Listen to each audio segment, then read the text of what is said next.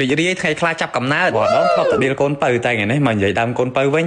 អីដែលអ្នកទាំងអស់គ្នាតែឃើញរដងគឺអារត់បកែខឹងហើយបានអីមិនខឹងបើខ្ញុំពិនញោះដែរតែបើគាត់ខឹងហើយបញ្ចេញមនុស្សនឹងអត់គុំទេគ្រាន់បើជាងសុកស្ងាត់ទៅចោលខ្ញុំបាត់ខ្ញុំមានតែសប្បាយចិត្តវិញដែលគាត់បញ្ចេញអារម្មណ៍គាត់មកទាំងអស់មិនបាច់ហត់លាក់ខ្ញុំគ្រាន់តែចង់ធ្វើ comfort zone មួយគាត់នៅអាចធ្វើជាខ្លួនឯងបានហើយក៏ប្រហែលដែលមានតែខ្ញុំដែរដែលឃើញគាត់យំរហូតដល់ដេកលក់ហើយធ្វើការហត់រហូតដល់អស់ខ្យល់ឃើញតែញញឆេះក្បាលឆេះកតុយអញ្ចឹងទេតែកូនគេចំណាប់ណាទាំងការងារគេទាំងរោស៊ីគេបានគ្រប់សពអញ្ចឹងយើងបដ ឲ្យគេរឹងមាំគ្រប់ចំណុចពេកមិនកើតហើយថ្ងៃនេះថ្ងៃខូបកណាត់គាត់គ្មានអីជូនពោក្រៅពីជូនពោឲ្យគាត់រស់គ្មានខ្ញុំអត់បានទេ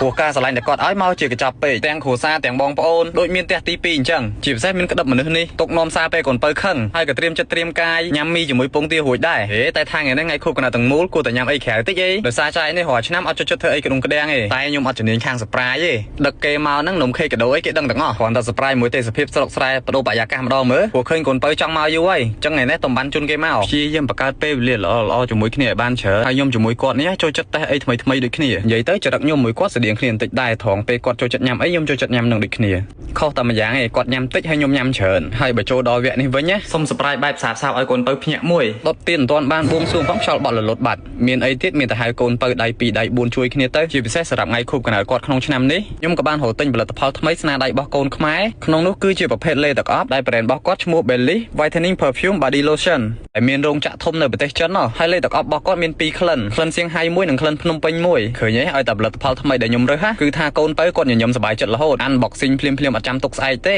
ហើយក្នុងមួយក្លិនណាគេផលិតមកមាន2ជម្រើសហ្មងនិយាយលេងសើចអីគ្រាន់តែបើកមកក្លិនក៏អូបដល់ខ្ញុំបាទមានដបធំចំណុះទៅដល់200 ml ហើយដបតូចនេះវិញចំណុះគេ30 ml អញ្ចឹងងាយស្រួលមែនតើសម្រាប់នាយរតក៏យកតាមខ្លួនដោយសារតែគាត់ចូលចិត្តកាន់តែកាបូបទូចហើយសម្រាប់ក្លិនភ្នំពេញដែលនាយរតគាត់ពងកាន់ហ្នឹងណាក្លិនគេដិតជះមុនស្នេហ៍ហ្មងសម្រាប់ផុសដូចខ្ញុំអីក៏អាចប្រើបានដែរហើយបើសាច់លេទឹកអប់គេវិញគ្រាន់តែញីយកស្បែកភ្លាមឆាប់ជ្រាបចូលស្បែកបានល្អហ្មងដោយសារតែលេរបស់គាត់គឺផ្ដោតទៅលើការផ្ដល់សំណើមនិងក្លិនកាអូបបើនិយាយពីក្លិនវិញទឹកអប់ Blue Channel សុំចាញ់ហ្មងរបៀបថាកាអូបចេញមកពីខ្លួនពិតហើយឥឡូវខ្ញុំឲ្យគាត់តេស្តក្លិនជាងហៃមួយទៀតហើយក្នុងនឹងដែរមាន2ដបដូចគ្នាចាំអត់ទាំងអស់គ្នាមើលចាំមើលក្លិនមិនដែរអូយគ្រាន់តែចាក់លើដៃមកកាអូបភាយហ្មងណាបើតាមខ្ញុំប្រហាក់ប្រហែលក្លិនគេចេញមកស្តៀងទៅអប់ថ្លៃ Coco Channel អញ្ចឹងតែបើក្លិននេះសម្រាប់ស្រី